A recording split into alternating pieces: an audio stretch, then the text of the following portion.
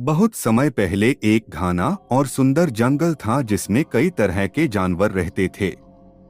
हर जानवर अपनी खुशी से अपने जीवन को व्यतीत करता था।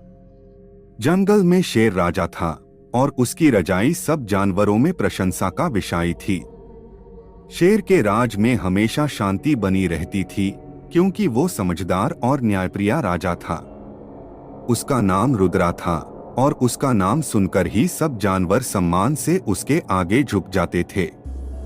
रुद्रा के अलावा जंगल में और भी कई जानवर रहते थे। एक हाथी था जिसका नाम गजराज था, जो अपने बाल और समझदारी के लिए प्रसिद्ध था। उसका शरीर बड़ा था, लेकिन उसका दिल बहुत बड़ा और नरम था। गजराज जंगल के सब जानवरों की मदद करता और हमेशा न्याय की बात करता। FIR एक चालाकी और दिमाग वाली लोमड़ी थी जिसका नाम चतुरा था। चतुरा अपनी बुद्धि और होशियारी के लिए मशहूर थी।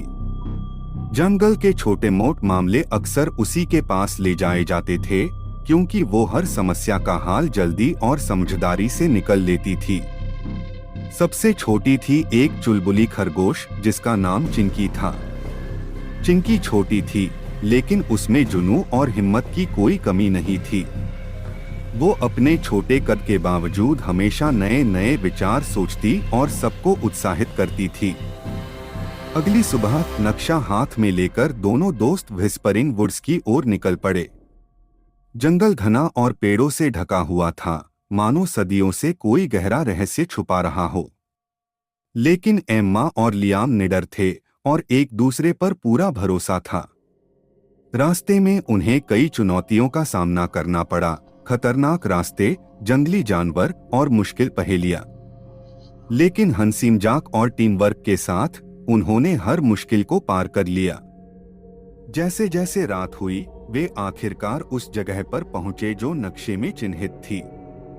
एक खुला मैदान जहां से नदी बह रही थी और ऊपर आसमान में आधा चांद चमक रहा था। लेकिन वहां कोई खजाना नहीं दिख रहा था। थोड़े निराश होकर वे नदी के किनारे बैठ गए और पानी में चांद की परछाई को देखते रहे। अब घबराहट उनके चेहरों पर साफ दिखने लगी।